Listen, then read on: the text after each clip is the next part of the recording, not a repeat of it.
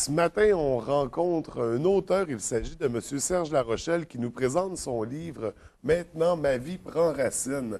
Merci d'être à l'émission, M. Larochelle. Bienvenue. Ben, c'est moi qui vous remercie pour votre invitation. D'abord, votre livre Maintenant, ma vie prend racine, c'est un livre qui est contre la dépression, qui est inspiré de votre parcours, de votre vécu. Est-ce que vous pouvez un peu nous expliquer Oui. qu'est-ce qui vous a amené à écrire ce livre-là? Ben, en fait, c'est pas un livre contre la dépression, c'est un livre sur la dépression. OK.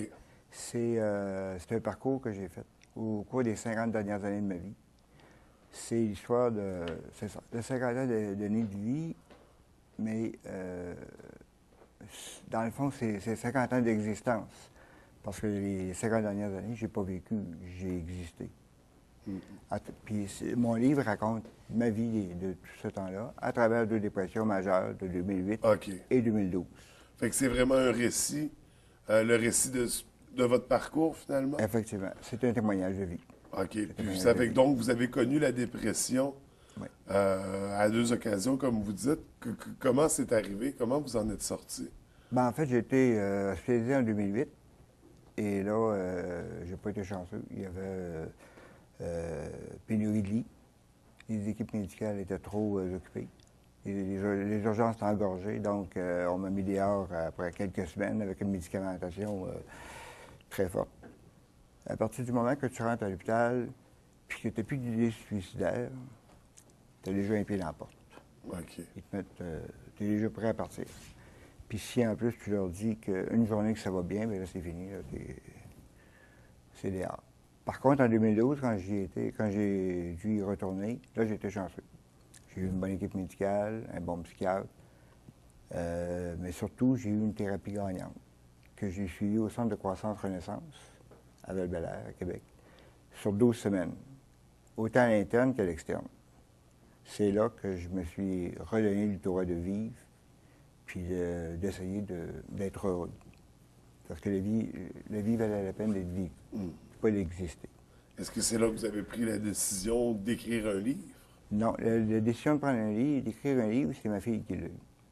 Un bon matin, on prend un café ensemble, puis elle me dit ce que je fais. Je viens de sortir de thérapie, je m'emmerde un peu parce que la médication n'est pas tout à fait adaptée encore pour le sommeil. Elle dit pourquoi tu n'écris pas? Ben, parce que moi, je fais beaucoup d'écriture, mais politique.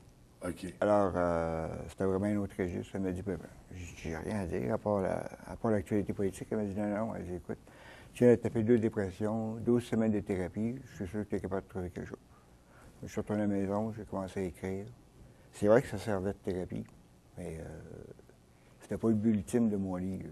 Mais il y avait quand même, dans la démarche, il y avait un volet apaisement, j'imagine, de réécrire ce qu'on a vécu. Ouais. Ça permet de... On m'a dit que c'était probablement une très bonne thérapie, pas de misère à le croire. Mais le but ultime, c'était pas ça. C'est que quand les gens vont fermer le livre, à la dernière page, moi, ce que je veux, c'est que les gens dénoncent les préjugés. D'abord et avant tout. Parce que Dieu sait qu'il y en a.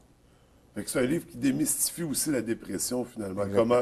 Comment la personne le vit au travers de la vie de tous les jours. Donc, c'est ça, détruire les préjugés parce que la dépression, c'est une maladie. Oui. Puis souvent, les gens le voient pas nécessairement On le comme voit ça, pas. voient ça comme une faiblesse. Oui. Puis c'est à ce niveau-là que vous intervenez. Est-ce que ça a été quand même un exercice difficile d'écrire votre histoire, de mettre ça sur papier? Ce qui est difficile, c'est quand tu repenses au jugement que les gens peuvent avoir envers toi. Vous avez dit, les gens en dépression, c'est des faibles, c'est des lâches, c'est des paresseux.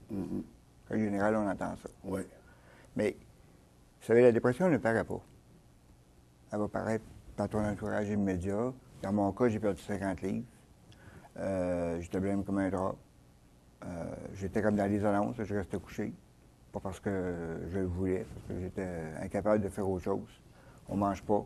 On dort à des sommeils très légers où on inverse les heures de sommeil.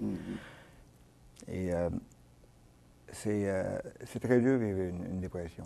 Et les gens, quand on leur parle de ça, des symptômes, ils ne les voient pas, donc ils nous disent « Tu vas nous donner un coup de pied dans le derrière, puis ça va bien aller. » Puis on entend souvent ça.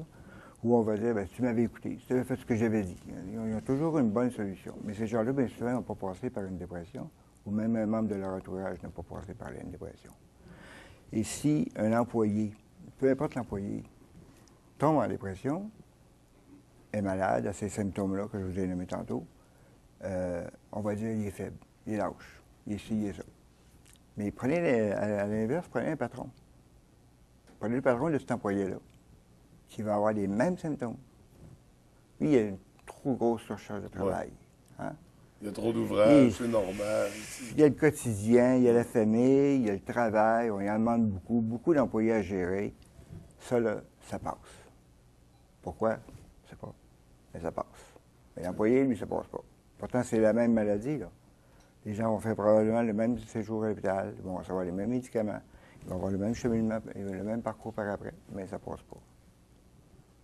Fait que c'est vraiment, ça vient démystifier, ça vient Absolument. expliquer ce qu'est la dépression par ton parcours, par le récit. Est-ce que ça va venir en aide aussi à des personnes, est-ce que ça peut venir en aide à des personnes qui vivent des dépressions, de reconnaître, de voir des outils pour s'en sortir? Est-ce que ça peut être un phare pour ces personnes-là? Absolument, absolument. Tout ce que j'ai appris durant mon séjour, mes 2 séjours à l'hôpital, et surtout la thérapie de 12 semaines que j'ai eu plein d'outils, plein de trucs. Il y avait des formations tous les matins. Ça, c'est dans mon livre. OK. Ça, c'est dans la partie de la thérapie gagnante. Alors, c'est des trucs qui s'appliquent à tous les jours, que moi-même encore, que j'applique aujourd'hui, là, que tout le monde peut appliquer Fait que pour avoir un meilleur quotidien, finalement. c'est vraiment un livre qui va s'adresser à tout le monde, là, Absolument. pour vraiment présenter c'est quoi cet univers-là. Puis au travers de tout ça, suite au livre, vous avez commencé à donner des conférences aussi. Des conférences qui traitent sur le même sujet. Est-ce que c'est un peu le même principe que le livre ou vraiment, là, vous allez dans une autre direction? La conférence n'est pas commencée encore, ça s'en vient. OK. Je voulais lancer le livre, mais la conférence va aller dans le même sens. Ça va être pour, en gros, reprendre l'essence du livre et montrer qu'il y a une vie après la dépression. OK. Puis que non, on n'est pas toujours dépression après dépression. C'est pas vrai, ça. C'est pas parce qu'une personne a fait une dépression une fois qu'il va en faire 10 fois, là. Fait que c'est à venir les conférences. C'est devenu des conférences. De quelle façon on peut entrer en communication avec vous pour les conférences? Toujours Ou le sur- livre aussi? Mon livre est en vente sur le site internet www.sergelarochelle.com. La conférence est en vente aussi sur mon site. N'importe quel organisme peut communiquer avec moi, puis ça va me faire plaisir de venir. Fait que www.sergelarochelle.com, il y a toutes les informations, on peut commander le livre, Oui. entrer en contact avec vous Oui. pour les conférences à venir aussi. Est-ce qu'il y a d'autres projets en cours, d'autres idées en développement? Probablement un 2e livre. Un 2e livre? Probablement un 2e livre. Qui va suivre peut-être les conférences, parce que à partir des conférences, je vends des livres là, à la maison, les gens m'appellent depuis que c'est dans les journaux, puis ils me racontent leur vie. Ils me racontent les problèmes qu'ils ont eu, autant à l'hôpital ou le cheminement qu'ils font. Ça, je pense que quelque part, ça va être bon de tout synthétiser tout ça, là. Puis par les conférences, il y a des questionnements qui vont ressortir aussi. J'imagine Exactement. qu'un 2e livre va permettre d'apporter ces D'approfondir précisions-là, aussi. ouais, Ouais. d'approfondir sur le sujet. Absolument. Donc, c'est à surveiller un 2e livre prochainement. À surveiller. On n'a pas de date, mais on surveille ça Ça a attentivement. Les conférences à venir aussi, on invite les gens à visiter votre site Internet. Est-ce que vous avez aussi un Facebook? Non, j'ai pas de Facebook pour l'instant, mais ça va être. J'ai un Twitter. par OK. contre. Il y a Twitter, le Oui. site Internet. Mais le reste, ça va venir. Tout est à venir. Tout est à venir. Monsieur Larochelle, je vous remercie d'avoir pris le temps de venir partager ça avec nous à l'émission. Je vous souhaite une bonne journée et un beau succès avec votre livre. Ben, c'est moi qui vous remercie beaucoup. Merci. Bonne journée.